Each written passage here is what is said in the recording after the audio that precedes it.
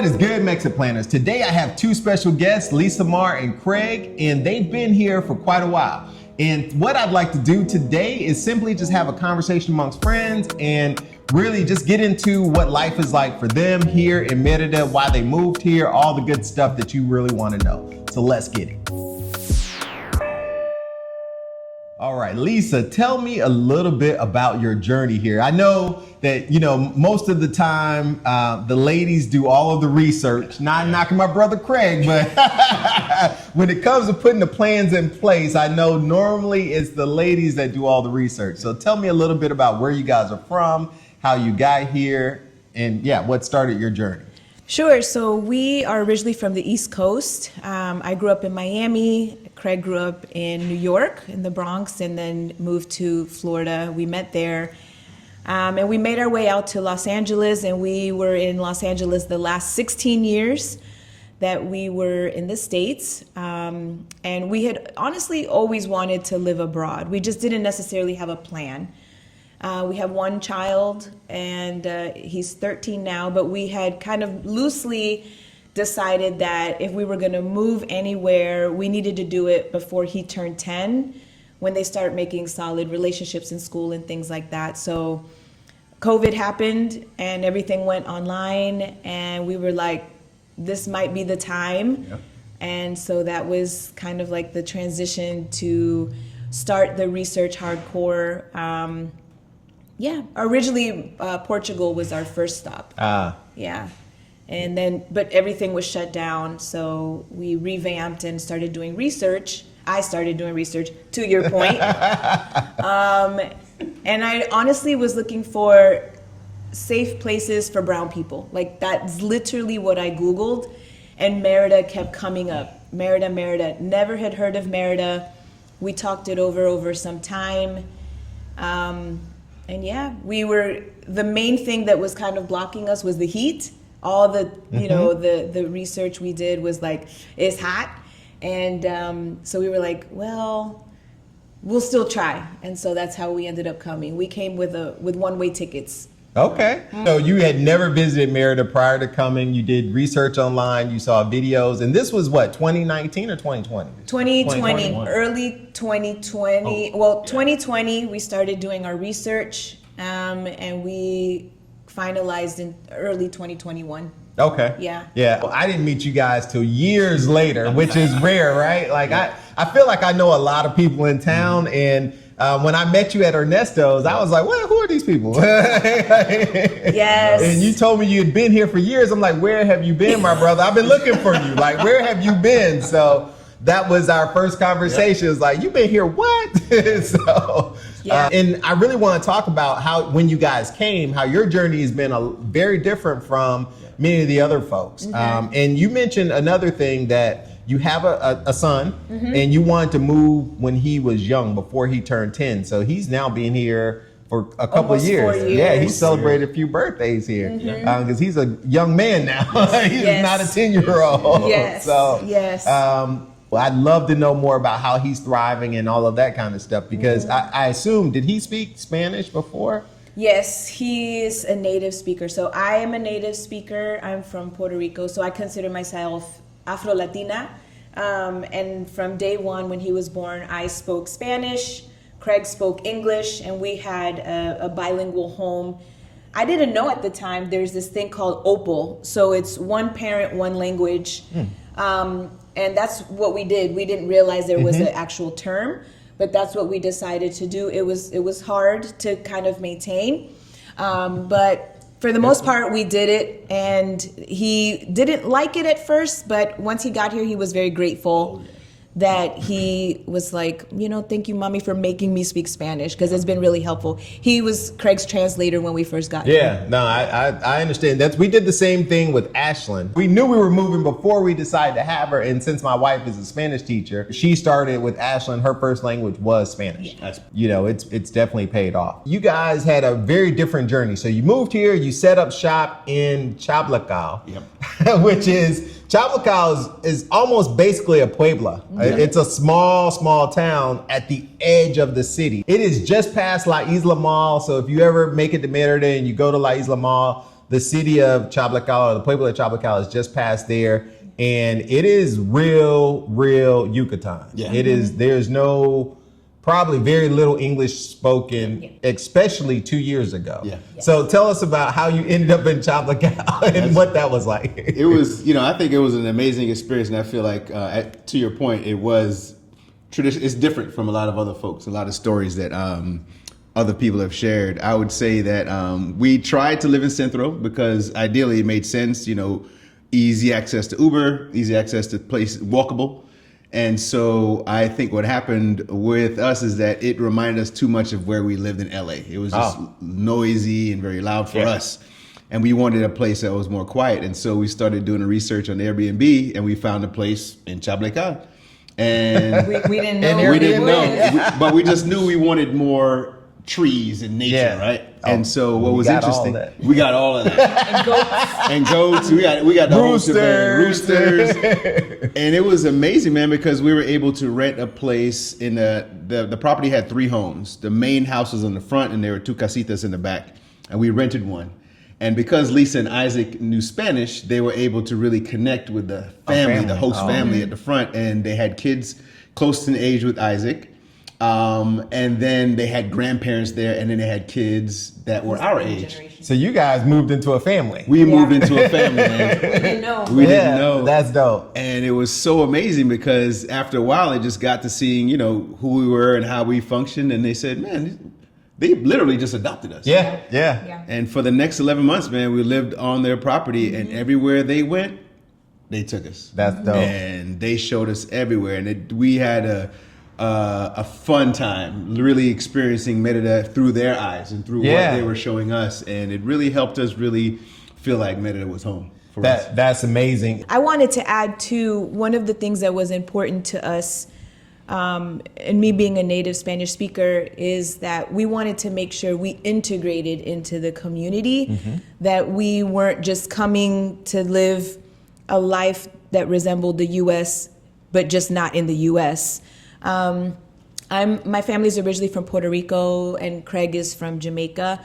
We understand and we know what it is to live outside of the U.S. and live in, if I dare say, like a third world experience.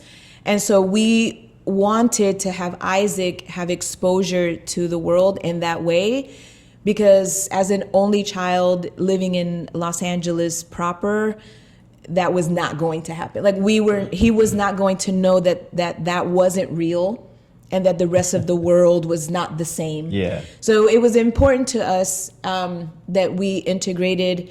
And I think that's why we really, not that we don't like Centro, we love being able to go and participate and then go back home and retreat to a completely different lifestyle. And we did there were goats. We had a goat on property, a baby goat that we helped raise, that we didn't know we were going to, but we did. Dogs, cats, snakes and tarantulas. We had all the wildlife. All the stuff. But it was an experience that we had kind of already known, and that Isaac was just like, this is crazy and amazing all at the same time.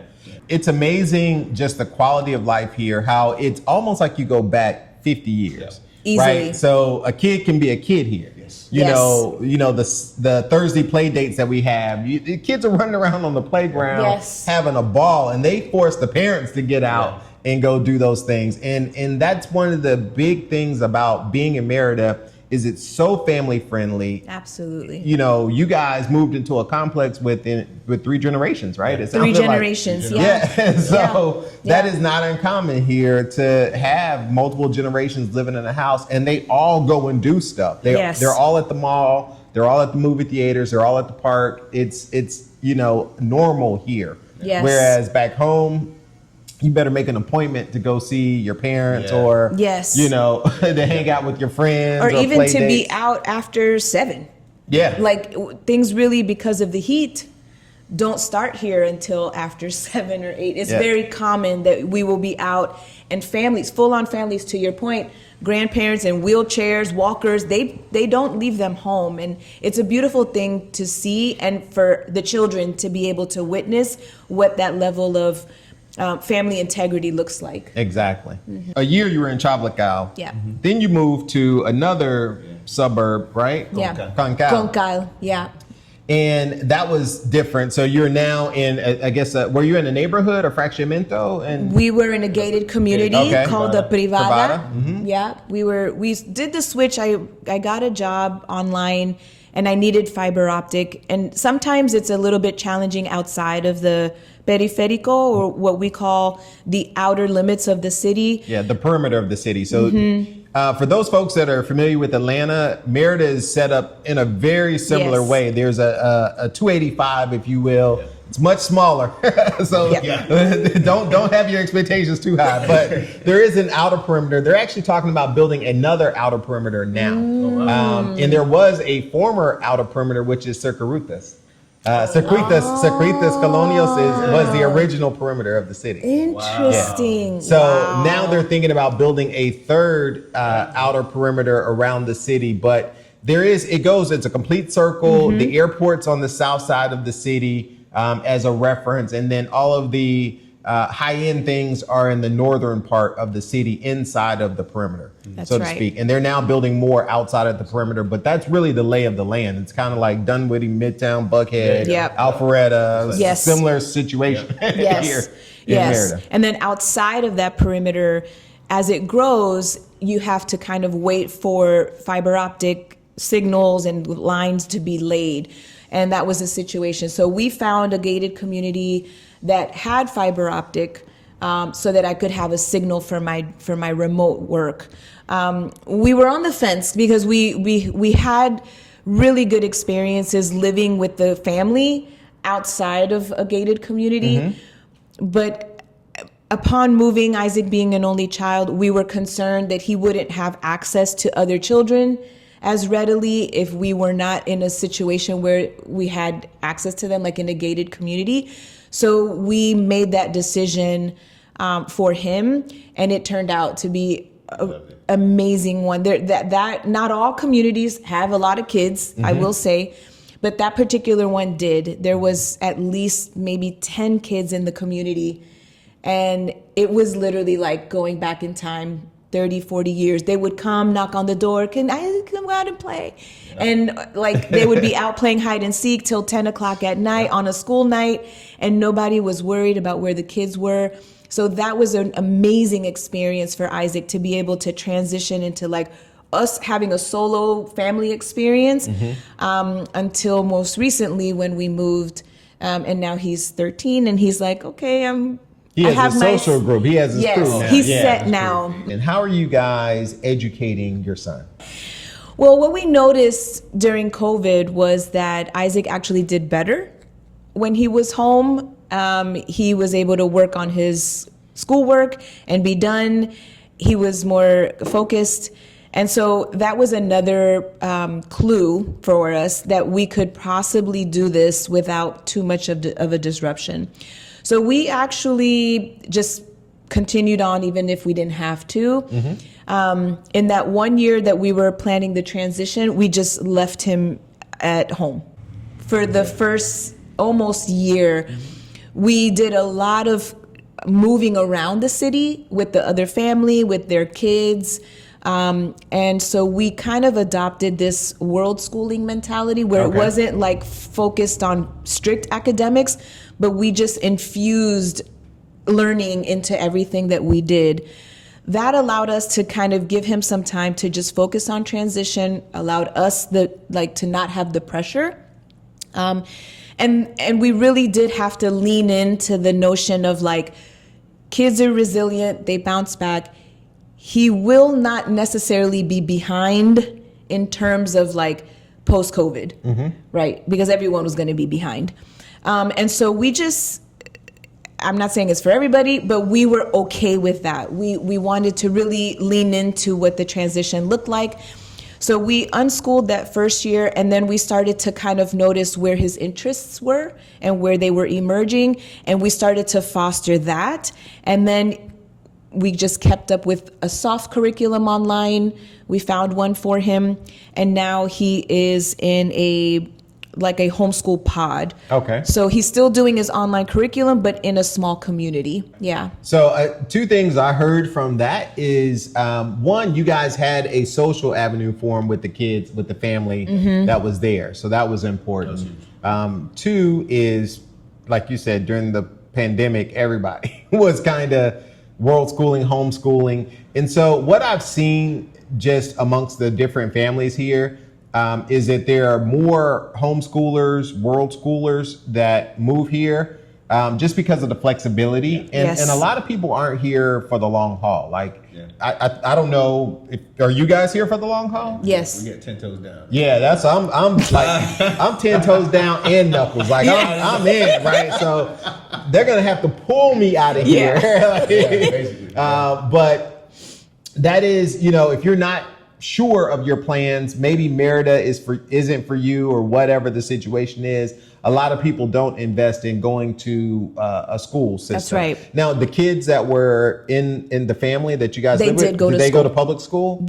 They went to private school. Private school? Okay. But they were out of the home. Okay, so Yeah. they left during the day to go to a private Yes. school. Yeah. So, and that's one of the things I've noticed is those that can't afford to send their kids to private school typically choose to do so versus sending them to public schools. Right. The public education here is okay, but it's underfunded. It's under-resourced. And people do well with the public education here, but it's big class sizes. They just don't have a lot of the resources that you would want at a private school. Our daughter goes to private school, and it's been awesome. And the other thing that I think people don't realize is how important school is for socialization, and particularly when you're in a new culture. New community, new everything, right? Socialization is a very big part of growing up. And you hit on it earlier, Lisa, that Isaac now has his tribe. So he's able to He can move and maneuver. He has his American friends, he has his European friends, he has his Mexican friends, he has his Yucatecan friends, and he can move within those spaces. It's not an effort for him. And I love that for him more than anything. School is a big thing. I will tell you that it's a big deal here, just getting into the right school. You can't just show up and be like, I want to take my child to Madison, or I want to take my child to this school. You have to interview. There's a psychological test.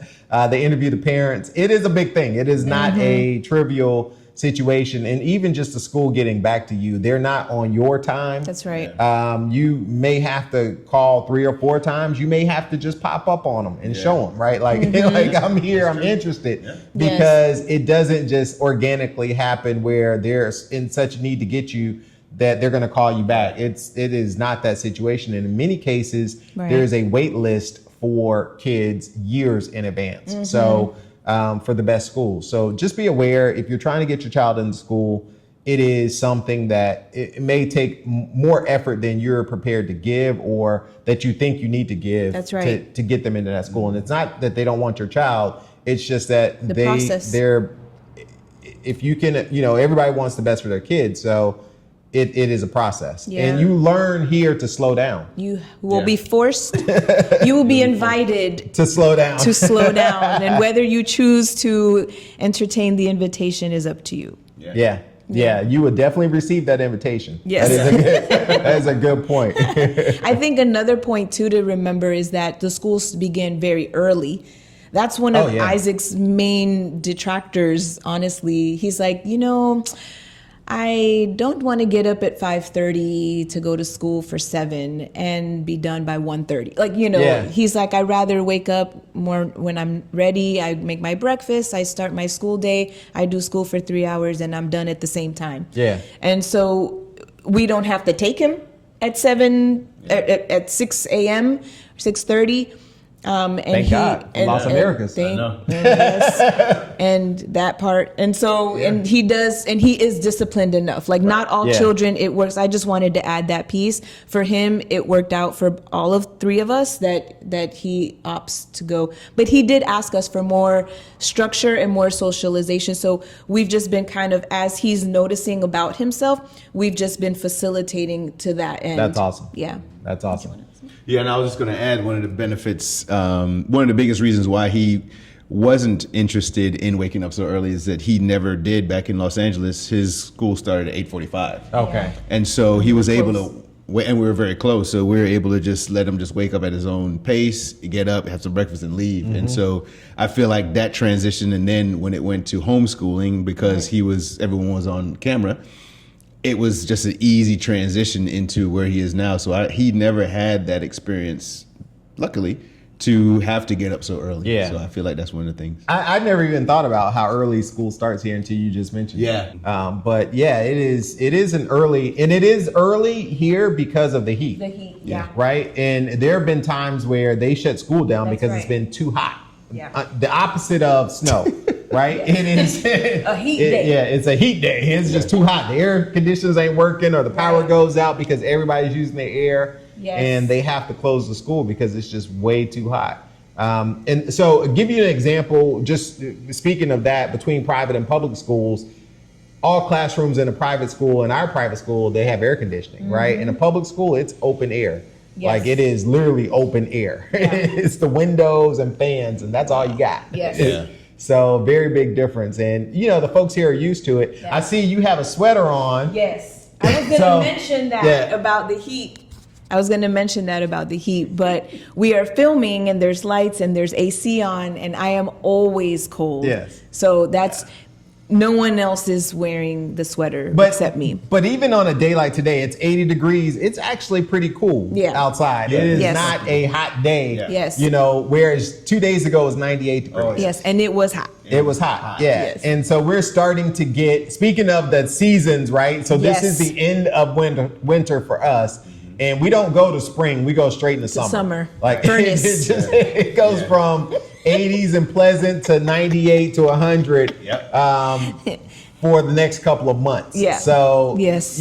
that's one of the biggest detractors about Merida is the heat, and also the mosquitoes. When it's rainy season. So April, It's real. May becomes the rainy season, but the end of March, last year, the end of March, we approached 100, or we got to 100 We did. once or twice. Yeah. All of April was over 100, and all of May was over 100 Yes. degrees. Easily, yeah. Yes. And I don't think most of June was probably over 100 as Yes, well. it was abnormally hot. Yeah, last year was the hottest summer I'd experienced, but we survived. But here's the thing, right? If you pick the wrong house that's direct sun Yes. most of the day, those walls will just heat up and then Yes. cook you on the inside. Bake. Yeah. Right? And so having shade, having established trees, knowing what the consumption was for the previous tenant is important. Yes. All of those things, it's going to be important when choosing a rental. People think I'll just find the right house, or I'll find a house that I like, but it's so much more than Yeah. that. Yeah. You better make sure your landlord's legit too. And Oh, that's another one. That's the most important part. Yeah, and I would have to add too. I think that fans. I feel like yeah. when you're able to, for our house in Concal, yes, we stayed in one area, but we had all the fans going. Yep. Right. So when it came time for us to shut down the AC, thankfully the fans kept the rest of the house cool enough where you can step down. And you're like, well, it's still a little warm, but at least it wasn't hot. And I feel like fans are key. I feel like everywhere we've lived, if there's no fan there, we install a fan. Yeah, for sure. It has to be circulating constantly, and it's helpful, very helpful. A lot of people have pools here. Many people have saunas and they don't realize it. If you go into the bathroom, it just sits. That's free. Oh my gosh, that is so true. That's true. You can go to the 100%. bathroom, sit for 10 Yes. minutes, you're going to lose 5 Yeah. pounds. Like that's... No lies. That is no lies told at all. That is true. Yeah, I've not seen a house with air conditioning in the bathroom No, yet. I've never. seen a few with fans. With fans. But air conditioning is not included No. in the bathroom. Not at I just wanted to say too, because with this hair, like for my natural girls and my curlies, it's a whole mood as well. So it will either be up in a ponytail or braided down or in some kind of like style to just like preserve, because the hair on the neck is not the business. So you just got to get creative and know that if you wear your hair like relaxed or silk press or whatever, like it's going to be a transition. We have some family that's moving down, and that's been part of the conversation. Like, okay, what is that going to look like to transition into a more functional hairstyle for women for this heat, for this climate? Because not only is it hard to find someone who can do it for you, that you can trust, but also just how much are you willing to kind of like do the maintenance when the bathroom is a sauna, just going to shower. You come out sweating. You come out sweating. If you've never taken a shower and left the shower sweating, then you haven't been to Merida. Your heat doesn't compare. Like because that's a normal thing. Yes. Like you get out the shower sweating, and that's even using cool water. So those are just some things that you just have to normalize, that it's okay to kind of explore ways of going without, or just like maybe finding alternatives. I want to transition because Lisa brought up a very good point about hairstyles and hair care here in Merida. One of the things that you see a lot are ladies with fades, because they'll come and they'll just it's so hot, or locks. Ladies with locks. My wife and my daughter both have locks. They have sister locks. So that is a very common style as well. That's right.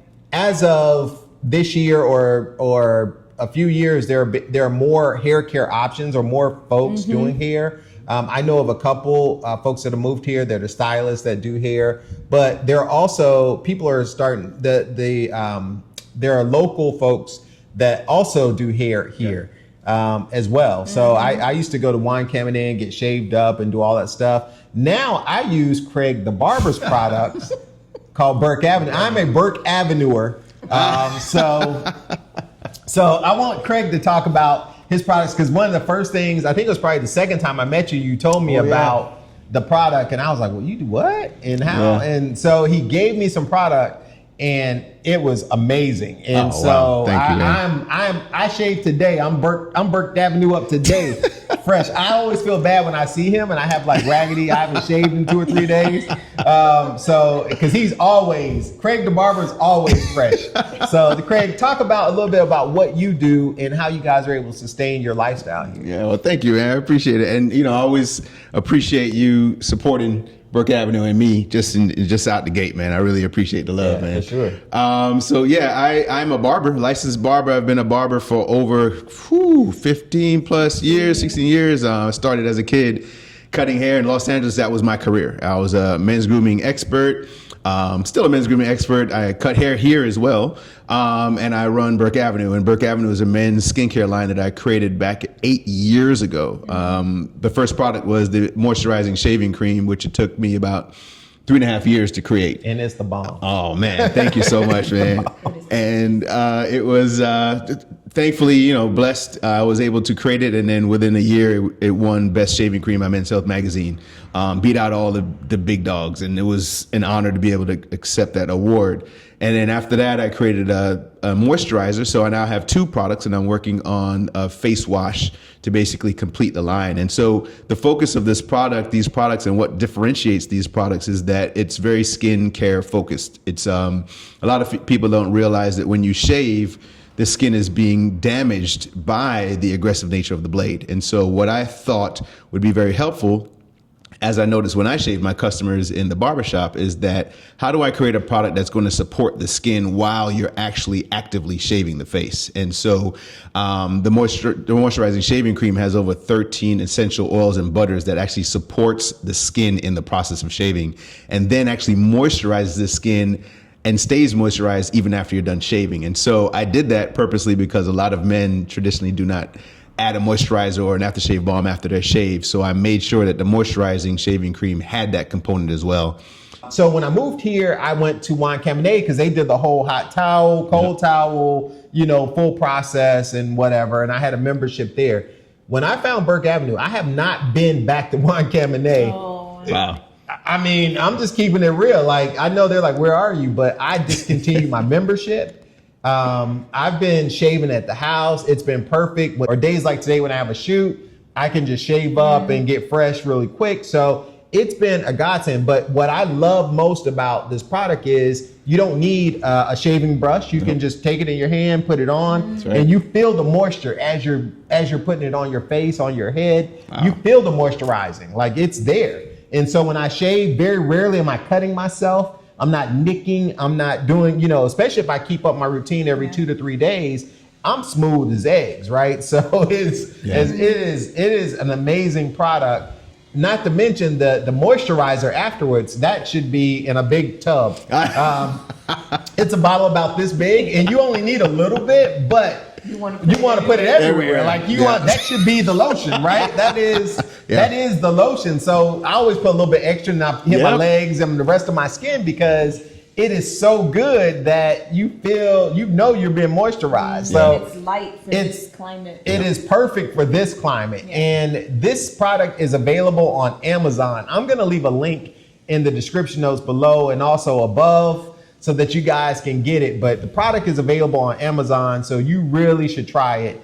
And it ships in the US. Yeah, ships in the US. Yeah, it does. I'm grateful for everybody really seeing, me put my heart and soul in it and really try to differentiate the product from everywhere else. And I love hearing that feedback because that is exactly what I was going for. It's real talk. I use it every couple of days. So every 2 to 3 days, I'm shaving because I am definitely sold for life, my brother, especially since I know the owner. So you can't beat that, right? I know exactly where the product is coming from, and it helps support people that I love. So I appreciate a good product, and it's amazing. And now, Lisa, I know you're starting a brand new venture that is definitely needed.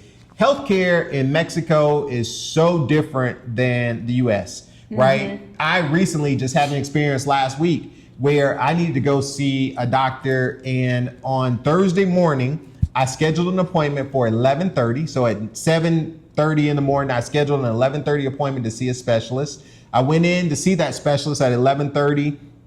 He told me what to do. He gave me order to go get an ultrasound. I went across the street, got the ultrasound, came back, or sent him the ultrasound pictures. All of that happened within 2 hours. 2 hours. Yeah. Now, a couple of things that was important at the doctor spoke English, so I was okay there. But even if we had to have the conversation in Spanish, I still would have been okay. But the ultrasound people didn't speak English. Right. So we had to navigate the whole thing, like why I was there, what I was doing, all of that stuff. And then the instructions that they had, they didn't speak English, which was fine. But I know for a lot of people, that is a challenge. Right. Making sure that they get proper health care is a challenge if they don't speak Spanish. So can you talk about your new venture? Sure. So I'm a registered nurse. I have a BSN. I've been a nurse for 26 years. And just recently, I started trying to kind of integrate all of the ways in which I am passionate about my profession and my practice into one way that I can express it my way. I was in corporate America up until recently, and that's just a separate machine. And part of why we were wanting to come here was to slow down and live a very specific value-driven life that particular job was not allowing me to tap into. I was literally on like both sides of this fence with one foot on either side, and it was really wearing down on me. So what I started to kind of brainstorm is like, how can I be the nurse that I am, the advocate that I am, leverage my language of both English and Spanish, the mastery, and advocate in the way that I naturally do. And so I'm thinking of ways of like facilitating for our communities, for expats that don't have a mastery of Spanish, how they can access safe and quality medical care, because it does exist here. It does. It's amazing. It is. It is. There is quality care here.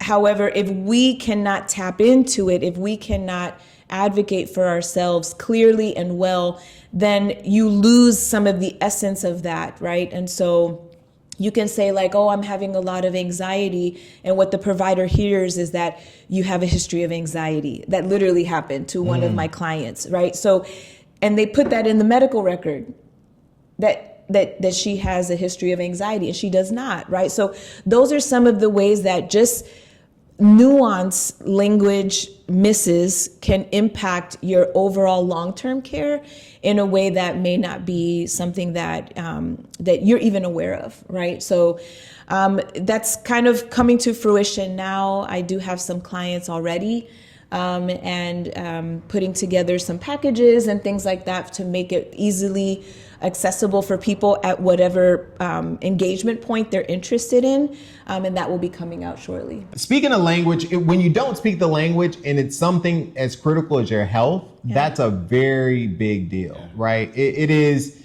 you can get around these streets with Google Translate, but I'm telling you, when it comes to a medical situation, you need to be able to explain exactly what's going on. You need to know the parts of your body. You need to understand. It's just a different level of Spanish, right? There's everyday Spanish. Yes. Then there's medical and legal Spanish. Yes. Those are two different levels of Spanish that are beyond most folks, even if you are fluent in just regular everyday Spanish. Yeah. And so, being able to say what you need and advocate for yourself is huge. And if you can't, having someone that is a registered nurse, that knows the healthcare on both the clinical and the administrative side is huge, right? And so I'm excited for your new venture. I know that you and I will be talking about it more in my private community. So if you're not a part of the Roadmap to Expat private community, you should be, because this is where we're going to have live events and further the discussions on things like healthcare. And Lisa is my next live guest. So Saturday, March 22nd is the next Roadmap to Expat live event. And Lisa's going to be talking more about her venture there in that event. So check out the program. Again, I'll leave links in the description notes so you can find that. But that program is your blueprint to move to Mexico, and your blueprint to know everything about all the stuff that we've experienced about the heat, what to look for in a house, your internet, your electric bill, your plumbing. That's right. The school for your kids. All of that stuff is in the Roadmap to Expat program. What I've seen as far as people, how they earn a living here, right? It's important that you don't come to Mexico expecting to get a job. That's super important. That's an unrealistic expectation for a number of reasons that I've talked about in the past. So you either create your own opportunities or you have a remote job that you're working from here, or whatever the situation. If you need help figuring out the technology behind that, of course, I can help you with the personal VPN stuff. So take a look at my website, MexitPlans.com, if you need help figuring that aspect of your transition out.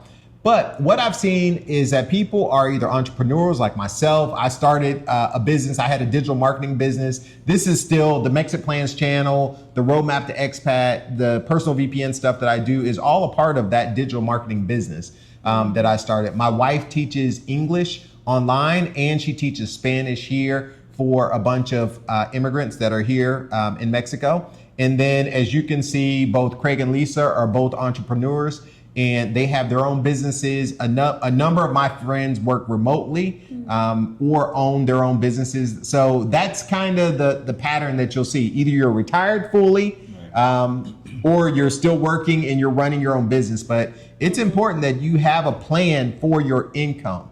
That is the most important part after your why you want to move here. And if you're not familiar with the steps of what it takes to move to a different country, definitely check out the Roadmap to Expat free course. Again, I'll leave a link to that in the description notes below, but your reason why, what are your finances now, what are your finances in the future, those are the two things that will absolutely make or break you when you move here. And speaking of cultural shock, we were talking when the cameras were off just about some of the other things, and I think Lisa had some points she wanted to make about culture shock when you're making your plans and thinking about moving here. Yeah, I think that it's important to, one of the things that I think strikes me is that in planning, there's a lot of boxes that need to be checked off, a lot of things that need to be accounted for, to your point. You get here, you're on this high, you did it, you've exited, you successfully brought yourself, your family, you've materialized a dream. And then the reality sets in, and I think that there's this space in between where many people don't talk about of what that transition actually looks like day to day. either the isolation that can come about, the identity shifts that happen if you've left a job, if you've left a family behind, different things that happen that kind of culminate with the slowness of this city. I always call it an invitation. That is my gentle way of playing reverse psychology with myself, so that I don't automatically look at things as like, why is this happening? It's just an invitation, you know. But I think that many people overlook that, or they just don't think to plan for that, right? So we do have a robust community. There are so many people who come for so many different reasons. You will eventually find your tribe, but that in between can be very daunting. And a lot of people experience slumps. You Absolutely. know, you experience this low of everything, then automatically starts to feel hard. You don't know the language, you don't know the roads. They don't go, they're not a perpendicular grid. They curve everywhere. Yeah. They drive crazy. You know, so all of those things start to wear on you, and you can easily blame the move when it's really something else at the surface wanting to come up. And I think that there's people here that we can be there for one another, but we have to recognize it first that, oh man, I'm like struggling in this way. Like I didn't think it was going to be this hard. Is everyone else experiencing it? They look straight, you know, like why is it just me? And I just want to normalize that. I want to put it out there that it is not just you. Everyone experiences some measure of It's a part of the process, you know, a jolt. But we're here. Yeah, you know? no, I can absolutely attest to this because, you know, I've made a number of videos. If you go back and look way back, probably 4 years ago, there was a video I made sitting at my dining room table about the fact that 5 black men went out for the first time in Merida. This was in 2019. It was me, Owen, Veron, his brother-in-law, and one other person. I don't even remember who the other person, but it was 5 of us, right? And I was like, this is probably the first time that and so I made a call. I was like, where are my brothers at? I need my brothers to be here. So fast forward to 5 years later, Man. huge difference. Yes. But that was something that I needed. I needed the male barbershop Yes. energy. Yeah. Yes. We have that now, right? We have the smoke and sips and the other things that we do that are just the brothers, that are just us, just being us, Just right? being us. And it is so important. It's refreshing. There was so much female energy that I was around for years that it was like, this is the thing that I miss. And it really began. That's one of the reasons I was going to Cabernet. I was having barbershop talk with my barber in Spanish, and he was teaching me all sorts of things about just conversation, right? But I needed that space to just still have that and improve my Spanish and, just have those conversations. But it is so important that you recognize that it is a part of the process. This is a season of growth. Right. Yes. If you plan to move, you're going to grow. There's no question about it. And growth is uncomfortable. It's never easy, right? You never just go into, this feels good. And, if you're feeling good and everything is easy, you're not growing, right? That's just a fact of life. Totally agree with you, 100%. I feel like that's exactly, I tell people all the time that are transitioning here to Merida, I always say, listen, I raised my hands. It took me a year. Yeah. It took me a year to really transition into a place like, okay, this is tough, this is different, this is challenging, but it's okay, and I feel like what's important in this particular scenario, especially for men, is that a lot of times guys do not seek out the support that they need. Women are very vocal. They find their women, they try, they just blur it out. And men, they internalize a lot of this stuff. It's not good and it's not healthy. And I feel like that's what I did for maybe 8 months of that time, not really sharing how I was feeling because it was such a big transition for me. I went from going to all of my clients in Los Angeles and running my product line and doing this and that, and to coming to a place where to not having that connection. And we're built for community. And I love to speak. I'm an extrovert to the 11th power. And when I don't have that, it's challenging. And I feel like it's very important for you to recognize when you do come here to Merida, come to anywhere new, that's transition is there, but do not succumb to the isolation. You know, go out there and find your people. Even just casual conversation, you'll be surprised how much fuller you feel at the end of the evening. One of the things for me that I miss probably the most is the fellowship of my church, right? We came here on a church mission trip, which I don't think it was coincidence that I landed in Merida because of that, right? Because we were thinking about Mexico, we were thinking about Guadalajara, and then our church was like, we're going to Merida, and we had been here 20 years ago, or 15 years before that, I guess, on a cruise ship. And I thought the cruise docked in Merida. I didn't realize there was a separate city, Progresso, where the cruise ship actually docked. But we did the city tour and found out about it. And then, you know, didn't think much of it. It was just a day, a great day with the family. But then my church came back on a church mission trip, and we supported a church out in Dizentoon, which is almost 2 hours away. But that was our first experience of it, you know, actually seeing the city itself. And I always felt like it was God led, because I can remember saying to myself in City Center, we went to City Center the first morning to go to the ATM, and we saw there was a Starbucks. And I'm sitting at the City Center shopping center, and I'm looking around at the houses and just everything. And I said, I could live here. Wow. That's amazing. Isn't that amazing? That's amazing. How close do I live to City Center now? Isn't that crazy? Right down the street. Wow. That was one of those God moments where God like literally showed me the vision, beautiful. right? Yes. Yeah. And so not having a church home here has been a bit of a struggle for me. I've tried, you know, the bilingual church where they speak English and Spanish, and that was okay, but I was hearing double. So that was a challenge. So it was like, you know, I was hearing it twice. I've yet to try, and my excuse, and I think I said this almost a year ago, Craig. That my excuse is that my Spanish wasn't good enough. And now it is good enough. So I need to just go and experience a local church. Tell me about your experience, because we've had this conversation about ministry.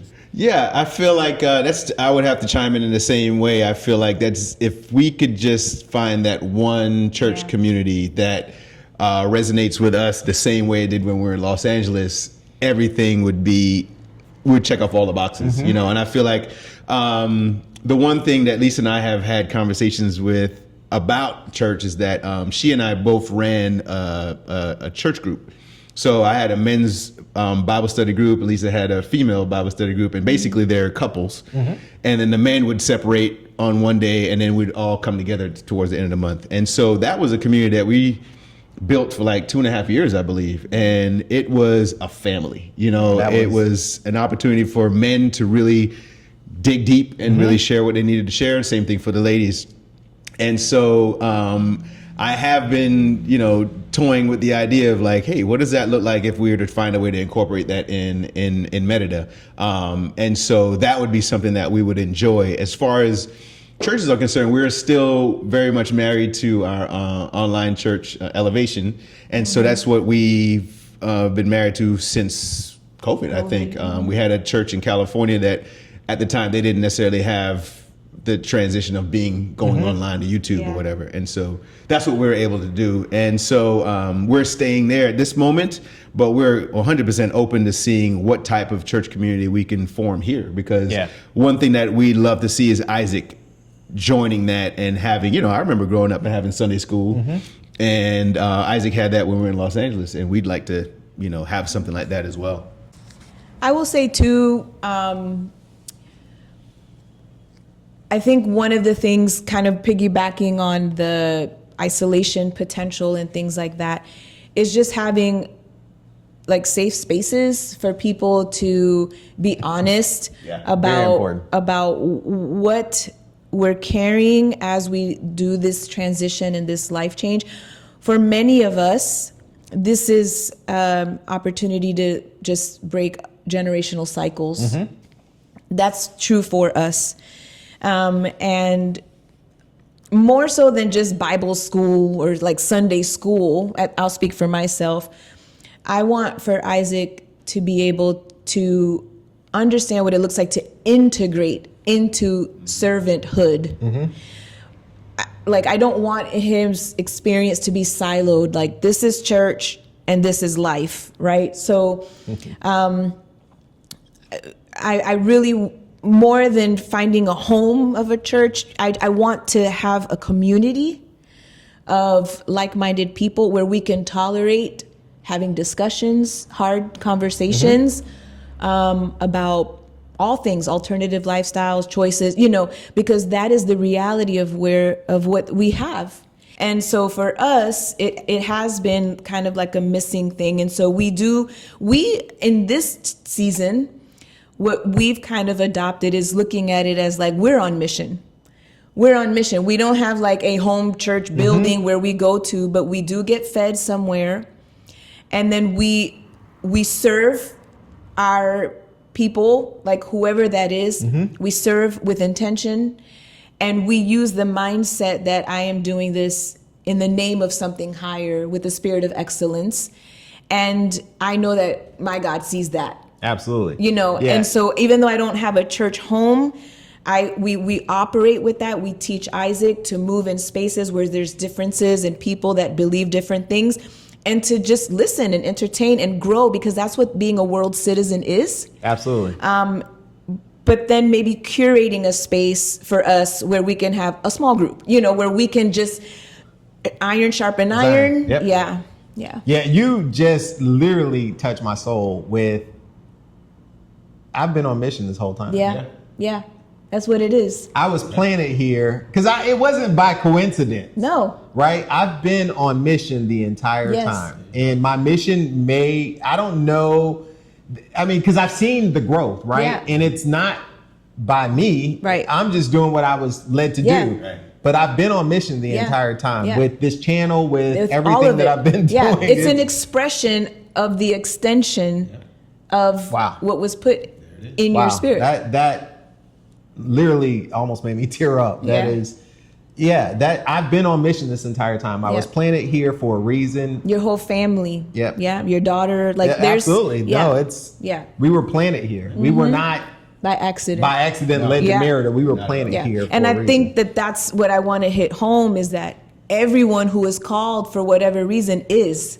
You may not know it at the moment, but that's why I just caution against isolation, caution against just resist those temptations of just allowing yourself to be overwhelmed or to succumb to that. Oh, this is so hard. Why gotta be so hard? It was easier. I don't have Trader Joe's. I don't have, and it's like, you might have a whole world of other new things. You really do. Right? Like, you really do have a whole world of things that you have no idea.